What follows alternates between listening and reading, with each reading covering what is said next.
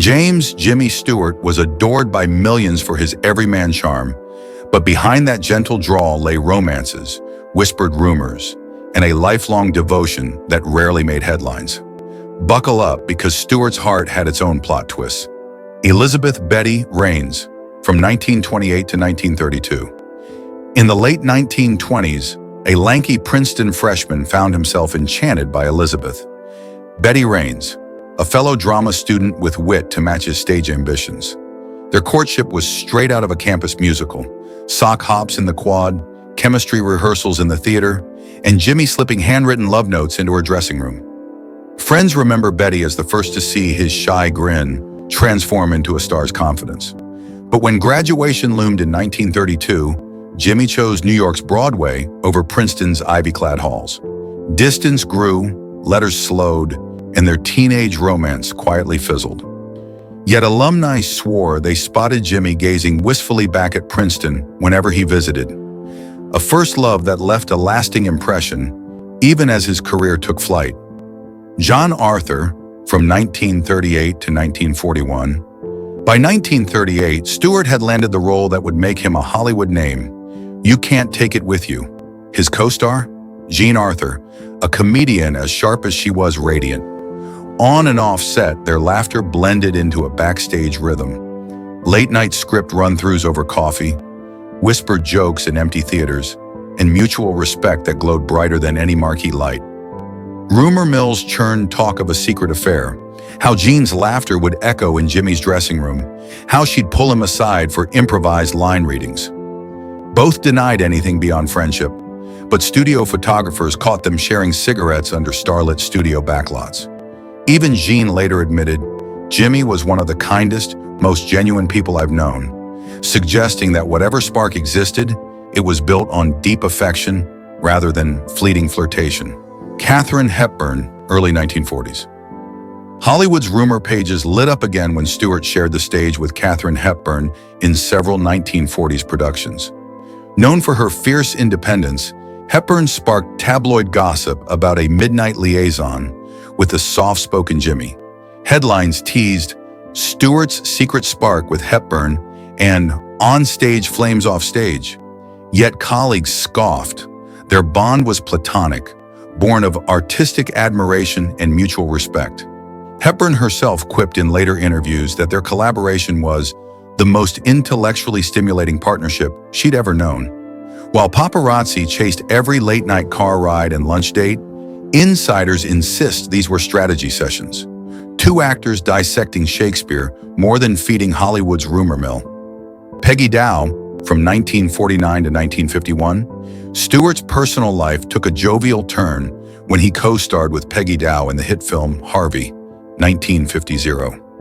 Off-camera, they bonded over cocktail hours and shared jokes about invisible rabbits. Whispered stories spoke of Peggy inviting Jimmy to elegant dinners at her Hollywood Hills home and Jimmy gifting her first edition novels. Yet Peggy later revealed in memoirs that while they were close friends, nothing romantic ever blossomed. She praised Stewart's gentle kindness and loyal heart, emphasizing that in Hollywood's swirling social whirl, they remained the best of friends without crossing into romance, proving Stewart's reputation for loyalty was more than just publicity. Gloria Haytrick Stewart, 1949 to 1994. Amidst all the Hollywood flirtations, Jimmy's heart found its true home in Gloria Haytrick. The former model and actress met Stewart at a 1949 charity gala. His return from World War II service, adding a hero's aura to his boyish grin. Their courtship was swift but sincere. Brentwood bistros, charity functions, and Jimmy adopting Gloria's two young sons, Mickey and Ronnie, as his own. On August 9, 1949, they married in an intimate Beverly Hills ceremony. Jimmy in his army dress, blues, Gloria glowing in silk. What followed was one of Hollywood's most enduring marriages. They weathered personal tragedy, including the loss of two infant daughters in 1955, by leaning on each other and launching children's charities in their memory. Through decades of fame's ebb and flow, tabloids grew silent. Instead of divorce threats, readers saw a couple arriving arm in arm at premieres, practicing hand-in-hand charity work and sharing soft smiles on the red carpet, until Gloria's death in October 1994, after 45 years of marriage. Persistent tabloid whispers and on-set flirtations, 1950s to 1960s. Even as Jimmy and Gloria built their life off-screen, rumor mills refused to rest. Every co-star was a suspect. When Stewart worked with Elizabeth Taylor on The Philadelphia Story, tabloids speculated about late-night rendezvous. Behind-the-scenes stories claimed Jimmy would serenade leading ladies with off-key songs. Yet each whisper was met by the Stewarts' united front. Jimmy would joke in interviews, "I flirt like an amateur mime, ineptly and silently," while Gloria would smile and change the subject. Photographers often captured him strolling back to Gloria's side at studio exits, effectively silencing gossip with a kindly grin and a supportive glance. Lifetime partnership and final years, 1976 to 1997. In 1976, Stewart's serious back injury required months of convalescence. Gloria never left his side, tending to him with unwavering devotion. Their bond deepened, becoming more of a daily love story than any on-screen romance. In interviews, Jimmy credited Gloria for making an ordinary man feel extraordinary, while she praised his generous heart and steady soul. Rumors of hidden rifts vanished entirely as the Stewarts embraced joint philanthropy, community theater, and quiet family life. When Gloria passed in 1994, Jimmy's world dimmed. He stepped away from public life, honoring their shared legacy. On July 2, 1997, Jimmy Stewart himself died, leaving behind not just cinematic masterpieces, but a love story unmatched in Hollywood lore. Jimmy Stewart's romantic life was never tabloid's flashy headline. It was a study in loyalty, friendship, and enduring devotion. From first crushes to lifelong partnership, from whispered rumors to unwavering commitment, his heart's journey is a testament to a love that outshone even the brightest Hollywood lights. And perhaps that's the real secret behind his timeless appeal. Jimmy Stewart played many roles, but his greatest performance was the faithful husband who never lost his boyish wonder. Hollywood's golden heartthrob was also the town's most disciplined husband. Paul Newman's legendary charm wasn't just for the screen. It ran straight into his real-life romances, scandals, and a love story that defied every tabloid rumor. Today, we're peeling back the curtain on his 6-decade love life, from a summer stock sweetheart to the woman he'd call my only real victory. Stick around, because the twist might surprise you. Jacqueline "Jackie" Witt, 1949 to 1958. Paul's first romance wasn't with a studio ingenue. It began in the rustic theaters of Wisconsin, where a young actor met budding performer Jacqueline Witt during summer stock in 1946. Sparks flew, and by 1949, they'd quietly wed, settling into the New England suburbs. Jackie bore him 3 children, Scott, Susan, and Stephanie, while Paul's Broadway career climbed. Yet whispers surfaced that the pressures of early success and his restless drive for stardom strained their bond. Some colleagues recalled Paul returning late to their modest home, eyes ablaze with ambition, leaving Jackie juggling parenting and household bills. Though there's no smoking gun evidence of infidelity, biographers note a growing emotional distance, rehearsals that stretched into dawn, months spent away on film sets, and Paul's own admission that he felt hemmed in by domestic life. By early 1958, the unspoken tension crackled into divorce papers, filed with minimal fanfare but maximum personal fallout. But this separation would only clear the stage for the romance everyone truly remembers. Joanne Woodward's Secret Courtship, 1953 to 1958. Meanwhile, Broadway had introduced Paul to his real soulmate, Joanne Woodward. In 1953, during the long run of Picnic, Joanne, then serving as understudy, crossed paths with Newman nightly. Colleagues whispered about their stolen glances during rehearsals and laughter echoing through backstage corridors. Yet, honor-bound, Paul kept their bond clandestine, honoring his marriage vows to Jackie even as his heart raced. Tabloids caught wind. By 1956, gossip columns hinted at secret midnight rendezvous and chemistry that sizzled off camera.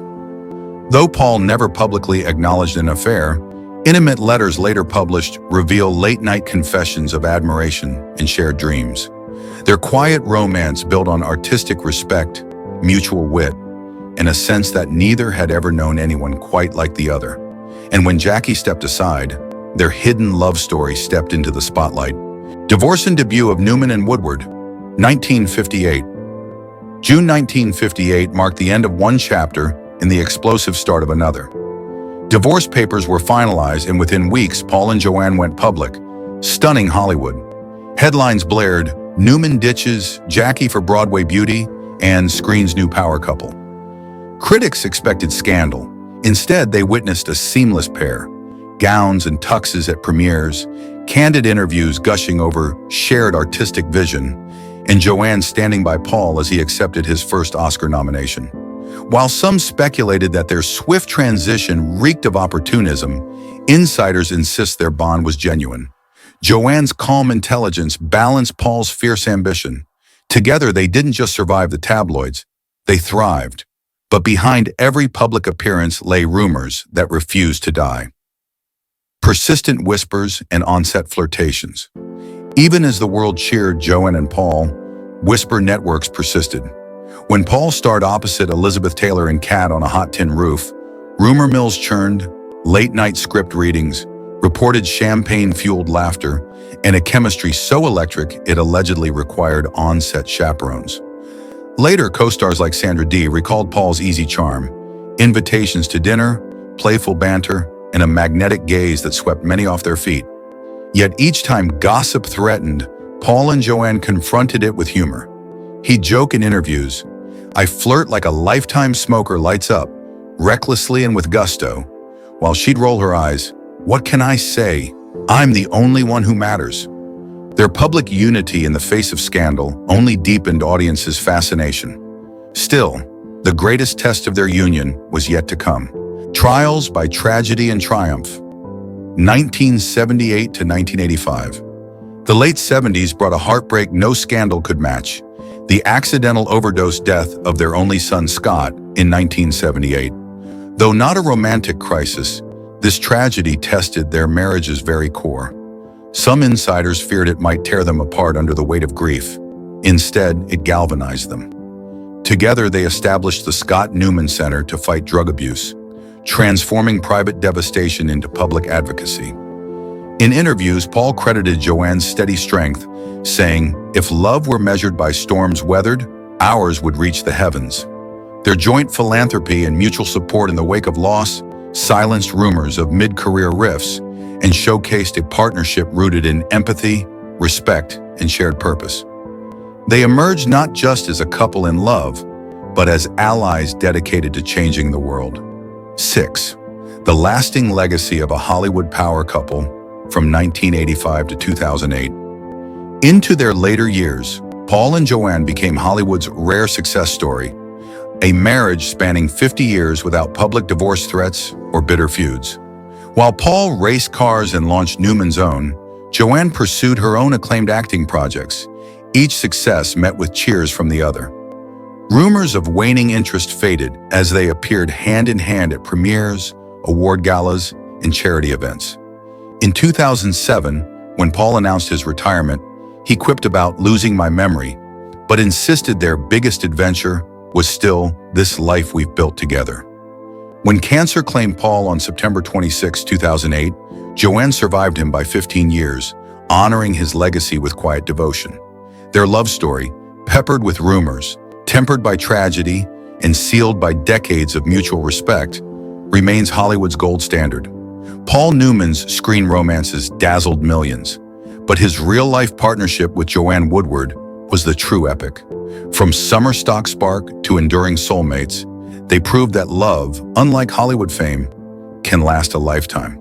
If there's one lesson in their story, it's that the greatest role he ever played was simply her husband, night after night, for more than half a century. James Dean was just the brooding rebel without a cause, but his off-screen love life was equally charged.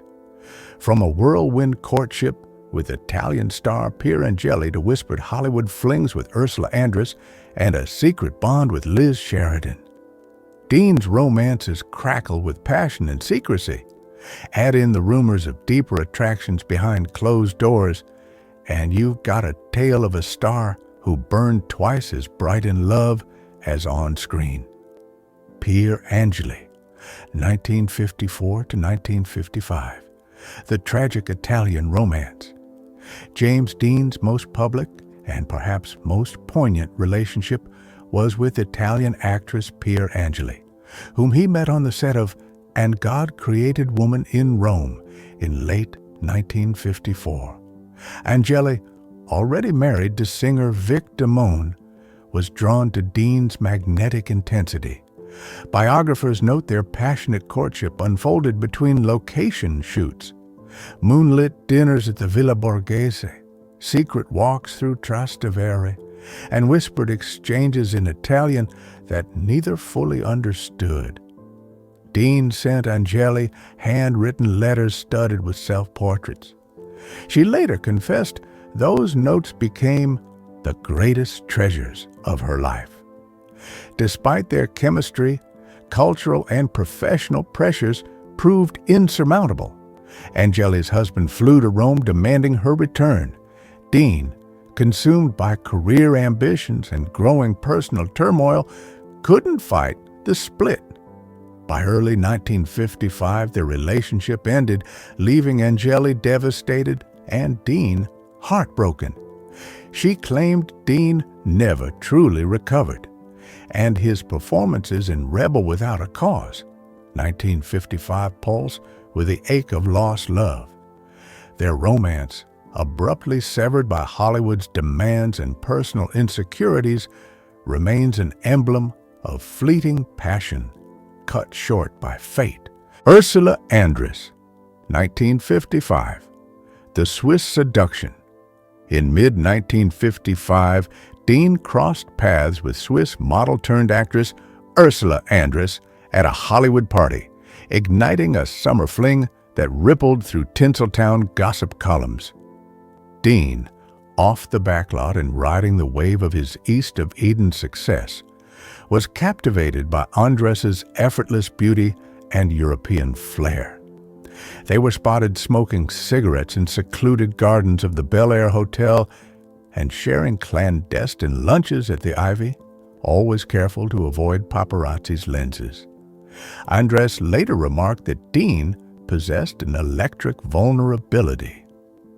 He wasn't afraid to show his heart, she said in a 1988 interview. Their romance was brief, less than 3 months, but intense, marked by day trips to Malibu and evening screenings of art films at private screening rooms. Dean gifted Andress a Rolex engraved with his initials. She still treasures it, calling it a piece of stardust. By autumn 1955, their schedules diverged. Andress returned to European projects, and Dean plunged into Rebel Without a Cause. But the affair lingered in both their memories as a luminous, sun-drenched interlude. Liz Sheridan, 1955 to 1956. The long-distance Bond studio files reveal that Dean formed a deep, if discreet, bond with actress Liz Sheridan, then a contract player at Warner Brothers, beginning in late 1955. Sheridan, known later for her role on Seinfeld, was struck by Dean's solitary nature. They connected over their shared love of painting and poetry, exchanging books and artwork via courier, when Dean relocated to New York for Rebel Without a Cause. Colleagues recall Dean visiting Sheridan's apartment on the Upper East Side under the cover of night, where they would play jazz records and talk until dawn. Though never publicly labeled a romance, Sheridan's letters, unpublished until recent years, speak of a tender devotion and Dean's gentle, broken smile. Sheridan confided that Dean feared the isolation fame brought. Her friendship provided solace. Their bond quietly dissolved in mid-1956 as Dean's star ascended and Sheridan's contract ended. Yet Sheridan maintained that their connection was the only one Dean described as real. This long-distance companionship underscores Dean's yearning for emotional intimacy amid Hollywood's alienation. Rumored liaison with Marlon Brando, 1954 to 1955. Whispers persist that Dean shared more than mutual admiration with Marlon Brando after meeting him at James Burns's New York soiree in late 1954. Both icons of method acting, they reportedly spent several evenings at Brando's Gramercy Park apartment, dissecting Arthur Miller scripts and sharing Japanese whiskey. Biographers note Dean's fascination with Brando's openness and daring, and some crew members allege they witnessed tender embraces after midnight rehearsals. While neither actor commented publicly, Brando alluded to a young star who sought his guidance and burnt too bright for this world. These rumors gained traction when Playboy interviewer Lawrence Grobel published a 1987 oral history in which crew and friends hinted at Dean's experimental side, describing a brief but intense liaison with Brando. The affair, if it occurred, remained hidden in plain sight, protected by mutual respect and Hollywood's code of silence. This whispered chapter highlights the complexities of Dean's identity and the porous boundaries between his on-screen rebellion and off-screen yearnings. Personal turmoil and final days. Beneath the whirlwind romances lay Dean's profound personal struggles. Raised by his aunt after his mother's mental breakdown, he battled feelings of abandonment and loneliness. His relationships, intense, fleeting, and secret, reflected a lifelong search for belonging. By 1956, Dean's anxiety tightened. He obsessively modified his Porsche 550 Spider, taking it to impromptu races in Salinas under the guise of testing. On September 30th, 1955, after filming scenes for Giant, Dean confided to co-star Nick Adams that he'd finally found someone who sees me. 2 days later, while driving to a race in Cholame, California, Dean died in a head-on collision, his codename car and heart forever frozen in time. In death, as in life, Dean's myth grew. His grave in Fairmount, Indiana, still covered with tokens from anxious fans, his letters from Angeli, Andrus, and Sheridan sold at auction, and the rumors of hidden loves fueling documentaries and biographies. James Dean's legacy endures not only in his cinematic defiance, but in the half-spoken confessions of a young man who lived for love's spotlight, even as it burned him alive. Up next, we got Marlon Brando. Marlon Brando wasn't just Hollywood's greatest rebel, he was its most enigmatic lover. From marrying an international beauty queen and scandalous affairs with co-stars, to tribal unions in Tahiti and whispered romances with icons like Marilyn Monroe, Brando's heart was as restless as his art. Behind the camera's glare, his love life roared with passion, controversy, and unexpected alliances. Buckle up for the untold saga of Marlon Brando's forbidden romances. Anna Kashfi, 1957 to 1959. The controversial first marriage. In October 1957, Marlon Brando shocked Hollywood by marrying Anna Kashfi, born Joan O'Callaghan, a British Indian actress whose exotic persona fascinated both the public and Brando himself. They met on the set of The Mountain, 1956, where Kashfi's claim of Raja Brahmin heritage and mysterious allure drew the reserved actor into her orbit. Their private wedding at Brando's Beverly Hills estate was a star-studded affair, Yet beneath the glamour lay a volatile dynamic. Kashfi later alleged Brando's destructive temper and infidelities, while Brando accused her of instability and deception. Their son, Christian Devi Brando, was born May 11, 1958, fueling Brando's public image as doting father, an image that swiftly unraveled when domestic disputes spilled into sensational tabloid headlines. Court documents from their bitter 1959 divorce reveal accusations that ranged from threats of violence to alleged blackmail attempts by Kashfi's family. The final decree granted Kashfi custody of Christian and a settlement reflecting Brando's vast earnings.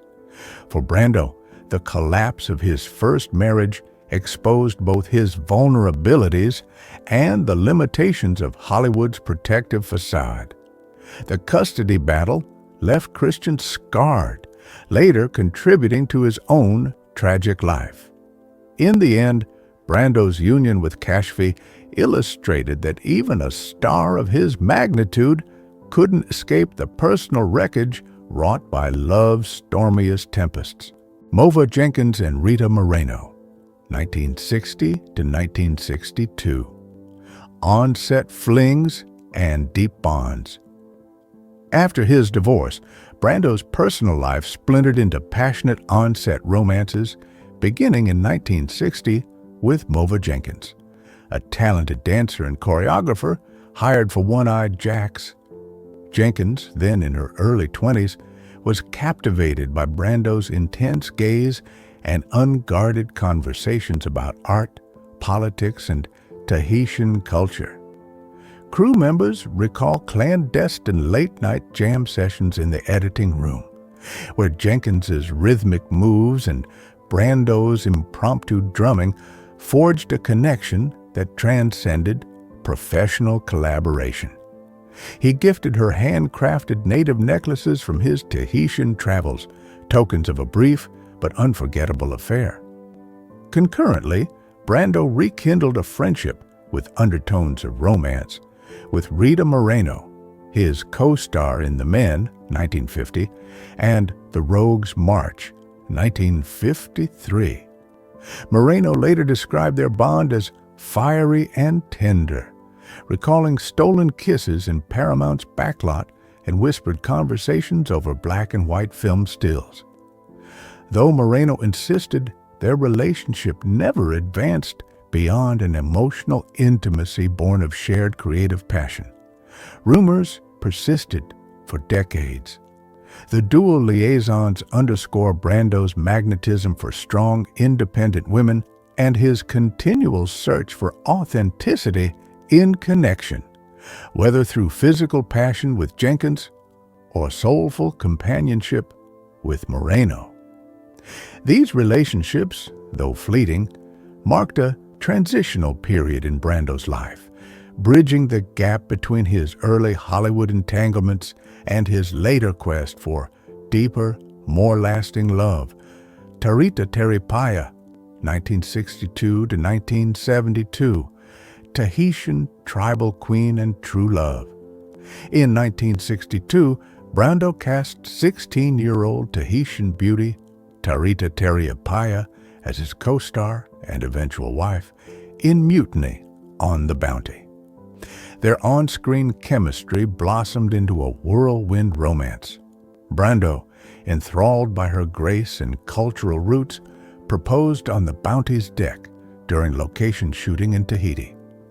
They married in January 1962 on the island of Raiatea, in a ceremony blending Hollywood glamour with Polynesian ritual. Their daughter, Te Hotu, was born in June 1963, followed by son Simon in 1965, anchoring Brando's devotion to family and native causes.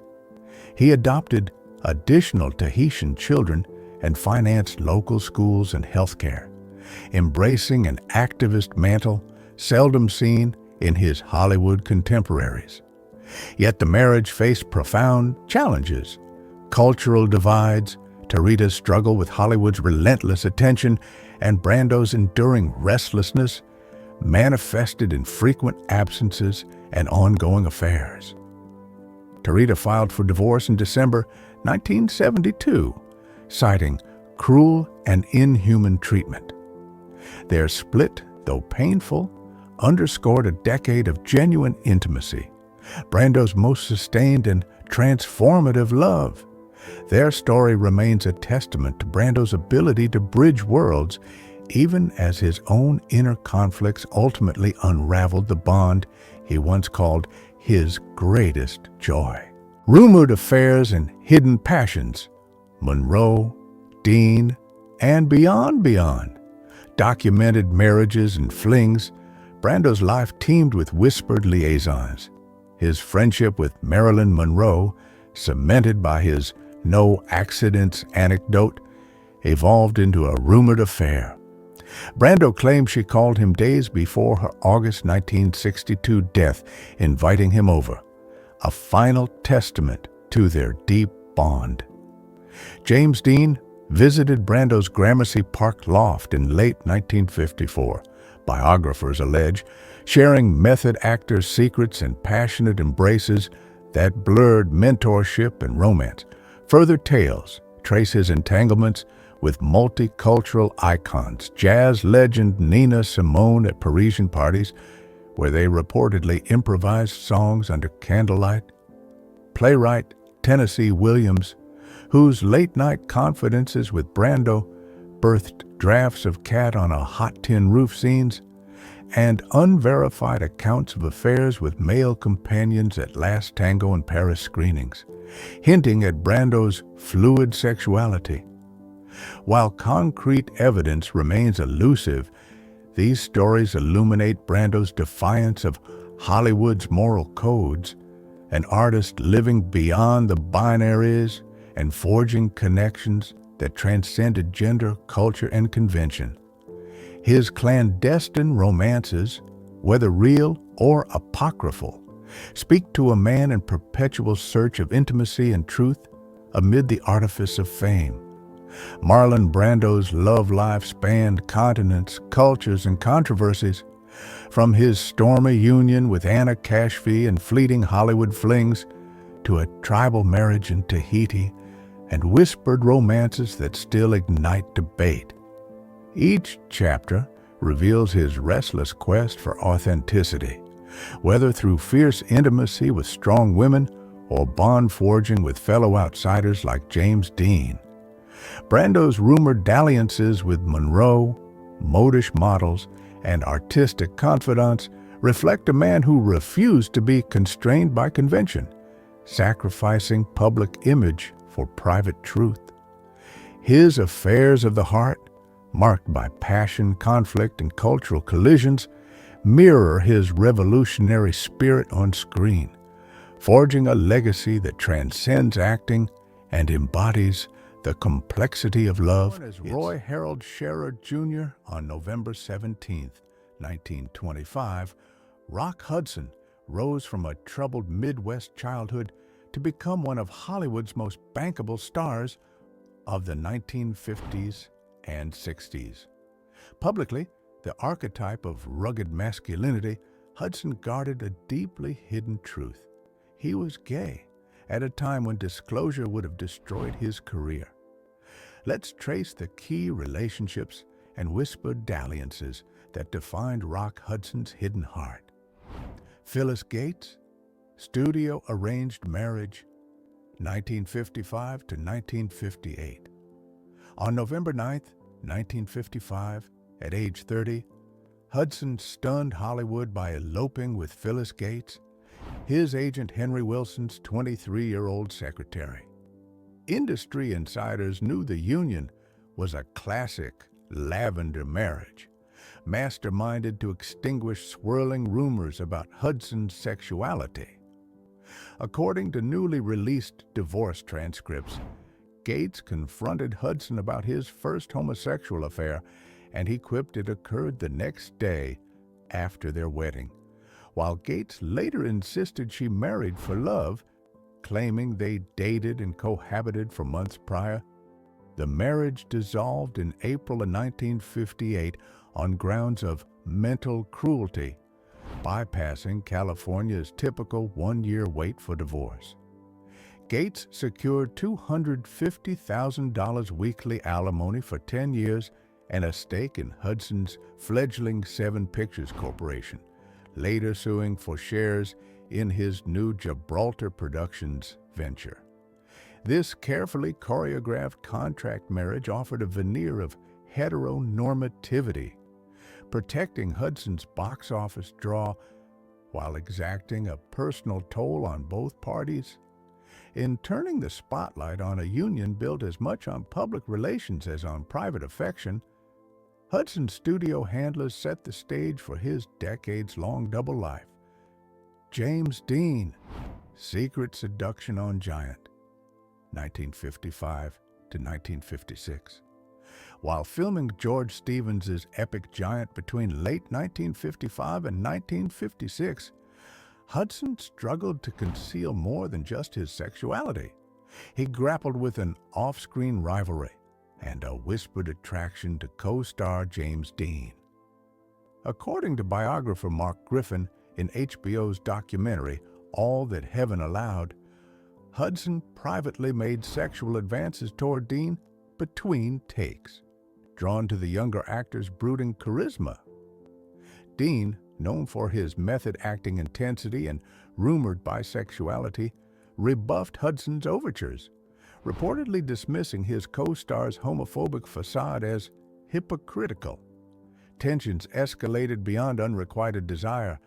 Crew accounts depict Hudson and Dean trading barbs, while Elizabeth Taylor, caught in the crossfire, mediated late-night chocolate martinis and vodka sessions to diffuse the friction.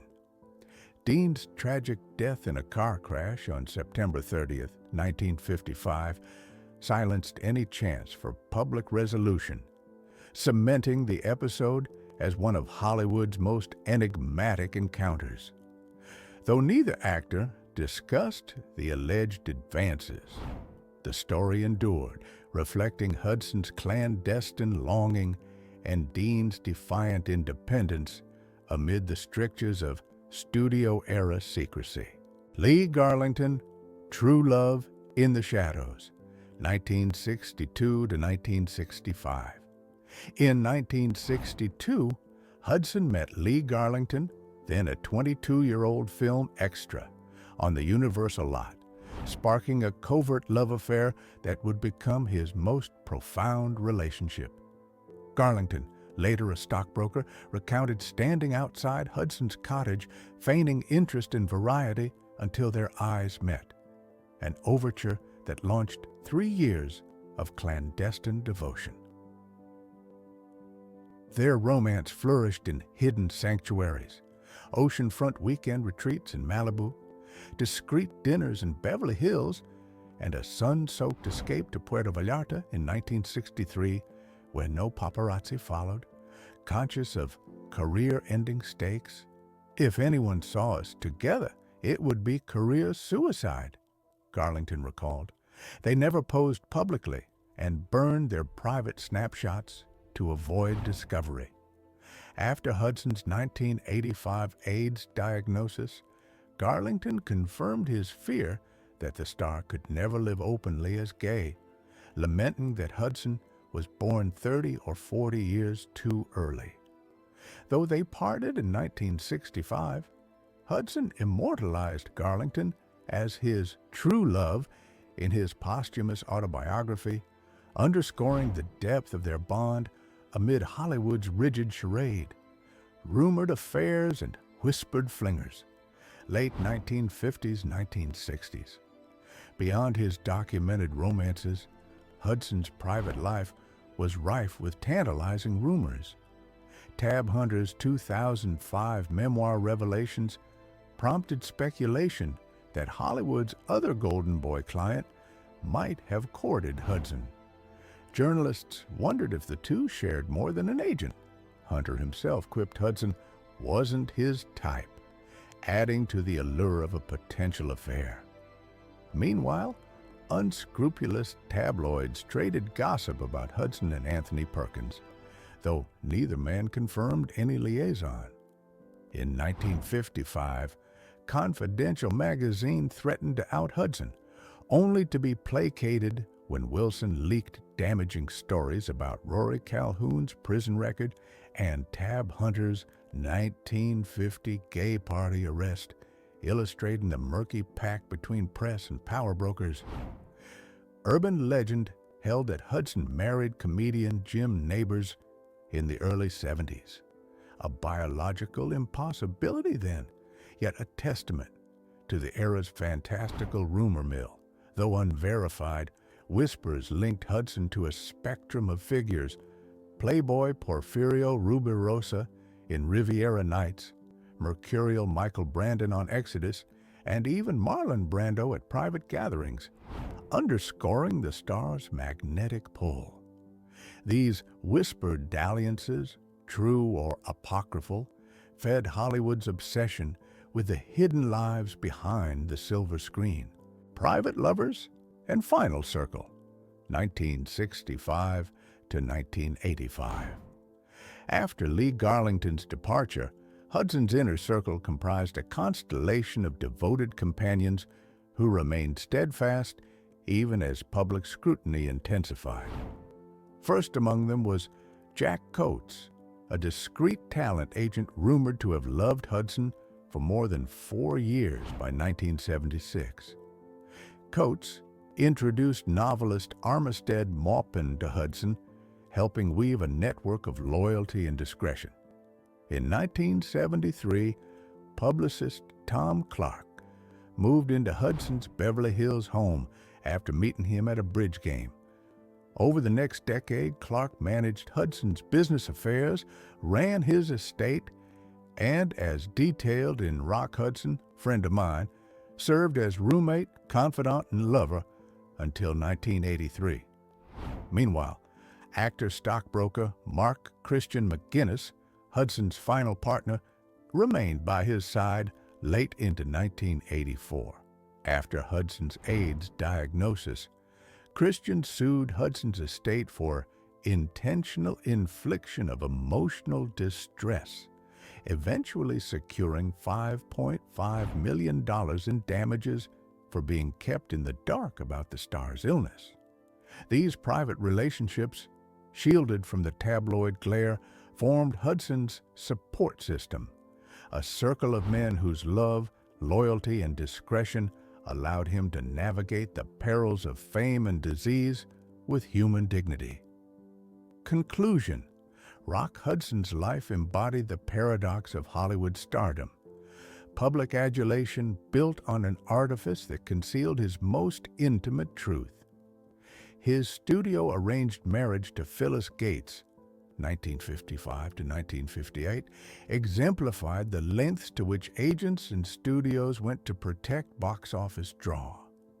His whispered advances toward James Dean on the giant set underscored the cost of desire amid rigid moral codes, and his 3-year love with Lee Garlington, 1962 to 1965, revealed the depth of affection possible even in exile from authenticity.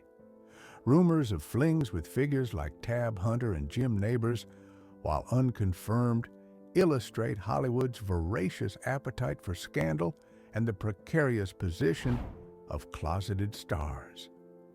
The steadfast companionship of Jack Coates, Tom Clark, and Mark Christian McGinnis in Hudson's later years provided a human anchor against mounting personal crises, none more profound than his AIDS diagnosis and subsequent passing in October 1985, which transformed him into a reluctant icon of queer visibility and activism. Today, Hudson's legacy endures not only in his unforgettable performances, but in the hidden scars and secret loves that shaped a man who gave everything to protect his art, even at the expense of living openly. And next, we got Errol Flynn. You think you know Errol Flynn? Think again.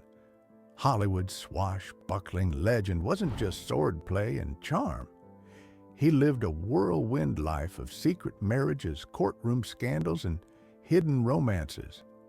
From a studio-staged wedding to a sensational rape trial, clandestine affairs with co-stars, and a final marriage that lasted until his untimely death, Flynn's love life is more thrilling